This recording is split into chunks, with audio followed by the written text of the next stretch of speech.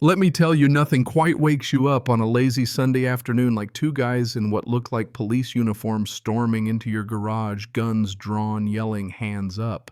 You're under arrest for illegal weapons possession while they're already eyeballing the firearms on my workbench.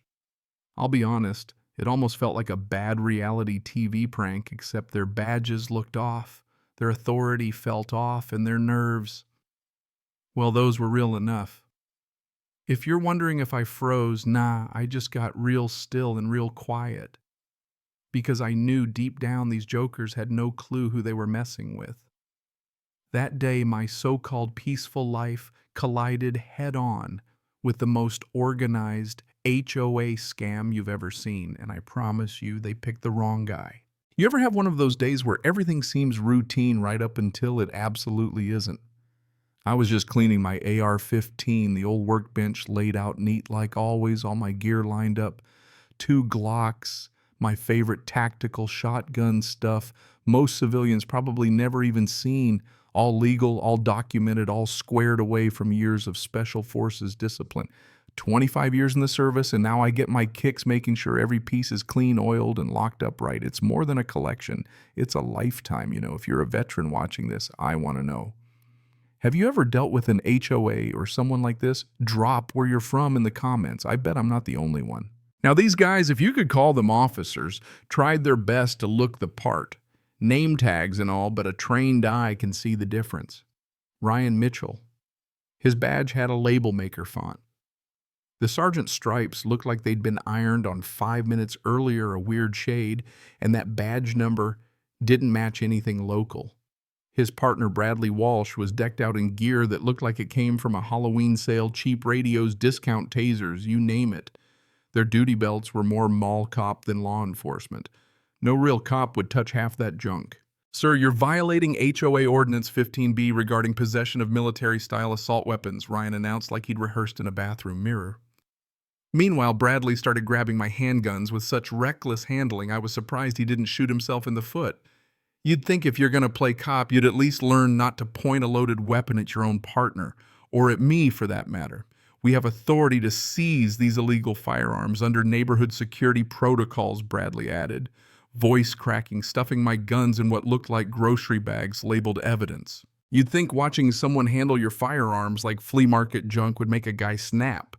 Maybe years ago it would have, but I just watched, counted breaths, and cataloged every mistake.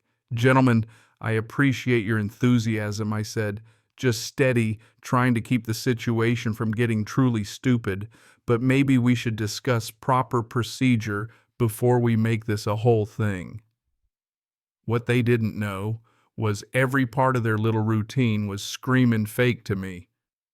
Aggressive, sure, but pros, not even close. Then Ryan stepped up, hand on that plastic taser. "Resist our orders and you're looking at federal charges. We have full jurisdiction over neighborhood security." And then here's the kicker. He name-dropped the Queen herself. "Mrs. Harper has the legal authority to order immediate confiscation of dangerous weapons." And just like that, everything clicked. The HOA's Queen Bee had moved from harassment to straight-up organized crime, and she brought these two stooges with her. Out my peripheral, I saw Mrs. Foster, next-door neighbor, always nosy, phone in hand, recording everything, thinking this was some kind of legit law enforcement bust. Other neighbors peered out, probably thinking, good, finally someone's dealing with the dangerous vet. It was the perfect cover, coordinated theft disguised as neighborhood safety. "Fascinating legal theory," I said, watching Bradley stuff my guns away. "How about you show me a warrant?" Still calm, giving them a way out, last chance to back down. "We don't need warrants for HOA violations," Ryan shot back, sounding braver. "These assault weapons are an immediate threat. Compliance is mandatory." Bradley, still repeating Harper's script, kept his taser pointed vaguely at my chest. "One call from Mrs. Harper, and your security clearance is gone forever," he added, "along with your pension." Inside, I was calculating 1,000 options. 30 years in the military, I know how to handle a civilian trying to bluff their way to control. What they didn't get was They were already way in over their heads. "Before you finish this operation," I said, lowering my voice, "maybe consider the consequences." For a split second they hesitated, but greed and Harper's promise of a big payday pushed them forward. My whole collection disappeared into their vehicle. Neighbors watching, nodding approval, thinking the dangerous guy was finally getting what he deserved. Then Ryan, finally feeling tough, grabbed some handcuffs. "That's enough. Turn around, hands behind your back." I stood slow, all that old command presence rising up. I wasn't some angry homeowner now. I was every bit the officer they were pretending to be. And then, like she'd been waiting for her moment in the spotlight, Elizabeth Harper herself strutted up my driveway, all icy smile, every inch of her daring someone to challenge her.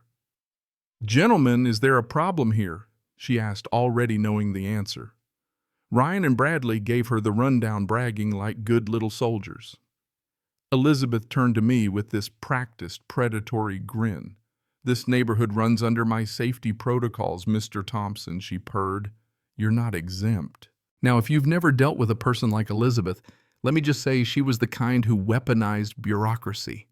She'd railroaded half the neighborhood with code violations, denied permits, and ran folks out of their homes with phone calls to her friends in high places.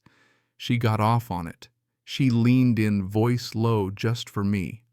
I've removed troublemakers before. Henderson's lost their house, Garcia's moved out. All it takes is the right call. Ryan beamed. "Ma'am, we secured all the illegal weapons as ordered." Elizabeth smiled, then turned back to me. "This is what happens when you challenge order here," she said. "One call and your collection's gone. Another and your benefits disappear." Bradley piped up. "Sir, we've got all the evidence we need for prosecution. Their gaslighting was textbook. Make me feel isolated, powerless, like nobody would believe the truth." Elizabeth pushed in closer, crowding my space. "Responsible citizens comply. Only troublemakers resist." She picked each word for maximum effect, like she'd spent years fine-tuning her villain monologue. So I played along, looked defeated, let her feel in control, but inside every detail went into the mental file for later. Then I let just enough steel creep into my voice. "Before this goes any further, are you absolutely sure you want to keep going?" Elizabeth's smile flickered. "Is that a threat?" she spat. "You think your military past scares me? I've destroyed bigger people than you." I pulled out my phone, slow and deliberate. "I think you're confused about jurisdiction." Ryan and Bradley looked at each other, starting to sweat. Elizabeth doubled down. "You can't resist authority. These weapons are a danger. I'm authorized to remove them." All around us, neighbors kept filming, believing every second of the show. Elizabeth had created the perfect theater. "Mrs. Harper," I said, scrolling through my contacts, "before your team finishes robbing me, you should probably know about my current job." I hovered over a number. "I don't care if you work for the president," she snapped. "Your job doesn't matter." "That's interesting," I said, pressing the call, putting it on speaker. "Pentagon Security Division, this is Colonel Thompson, badge P47739. I watched their faces go pale. "Pentagon," Elizabeth whispered. "You're bluffing." "Command, this is Colonel Thompson. Civilian impersonators attempting seizure of military property, requesting Protocol 7 activation." The response was crisp and loud for all to hear. "Copy that, Colonel. Emergency response, military police, ETA 35 minutes. Maintain position." You ever see a bully realize the kid they've been picking on just called his big brother? That's what happened right there. Elizabeth's power evaporated. Ryan and Bradley suddenly looked like they wanted to run. "Ma'am," I said quietly, "you have about 35 minutes until this is a federal incident. You better decide how you want your story told." The street was dead silent, except for Elizabeth's breathing. "Pentagon, you're delusional," she barked, but it was empty. Ryan and Bradley started to sweat big time. The stolen weapons now felt like hot potatoes. Then my phone rang, high priority Pentagon line. "Colonel Thompson, do you require immediate extraction?" I glanced at Elizabeth. "Negative on physical threat. Multiple subjects claiming false law enforcement, civilian directing op. The voice replied, military, police, federal marshals, ETA 32 minutes, Protocol 7 initiated. I turned to Elizabeth. That means you've triggered military federal jurisdiction. It's out of your hands. Bradley started to panic, whispering, You said he was retired. Ryan looked ready to bolt. Shut up, Elizabeth snapped, but her iron grip was gone. Mrs. Foster edged over phone, still up, but now she looked worried.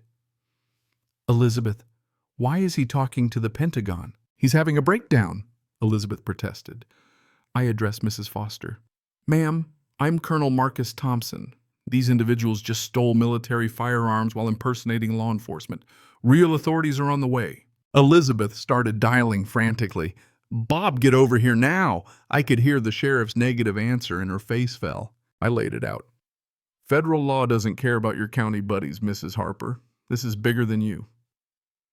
Ryan and Bradley were now openly discussing running. Nobody's leaving, I said, command voice on. Sirens began to wail in the distance. Elizabeth broke. This can't be happening. I run this place. I have connections. The sirens grew, and neighbors realized they were about to see the fall of a dictator. First, an unmarked SUV, real law enforcement. 2 figures in actual uniform, real credentials, professional demeanor, unlike anything Elizabeth's crew could fake. Colonel Thompson, Captain Anderson, military police coordination, situation assessment. I gave the rundown multiple civilians false authority military property theft directed by Elizabeth Harper. The Federal Marshal Williams zeroed in on Elizabeth. Ma'am, you've directed law enforcement impersonation and threats against military personnel. This is federal now.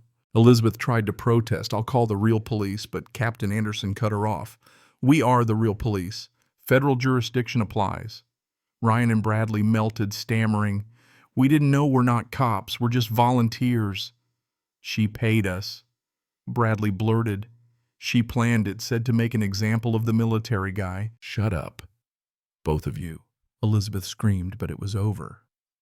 The marshal produced the paperwork. Captain Anderson reviewed my evidence. Neighbors stopped filming and started watching history. Elizabeth's last desperate call to the county commissioner went straight to voicemail. Mrs. Foster finally spoke the truth. Elizabeth, what have you done? My radio crackled. Command full response, ETA 15 minutes. Military police marshals, Pentagon legal. Elizabeth's face was paper white, and Ryan and Bradley looked like they wanted to vanish. Captain Anderson sealed her fate. Mrs. Harper, you're facing federal charges, impersonation, threatening military personnel, conspiracy. Each means federal prison. More vehicles arrived, Pentagon detail full response team, all business.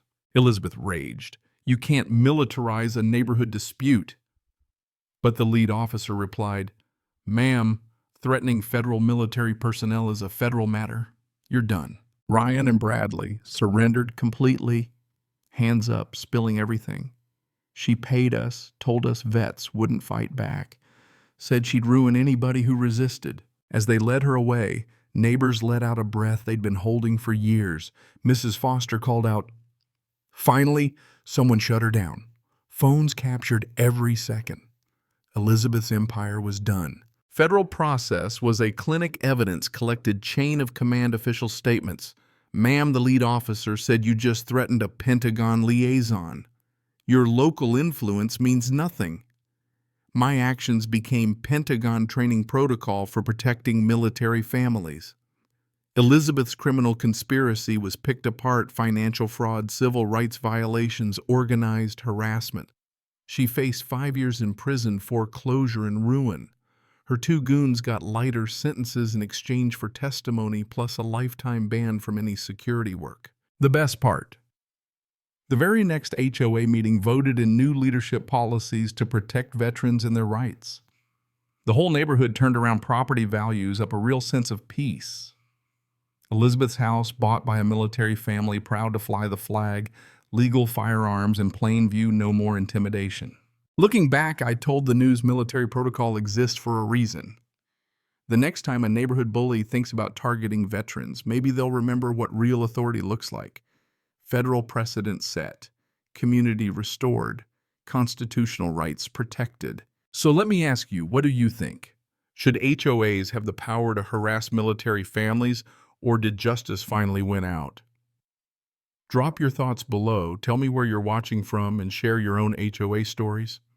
Because in this country, bullies don't get the last word, not when the Constitution stands between them and real justice.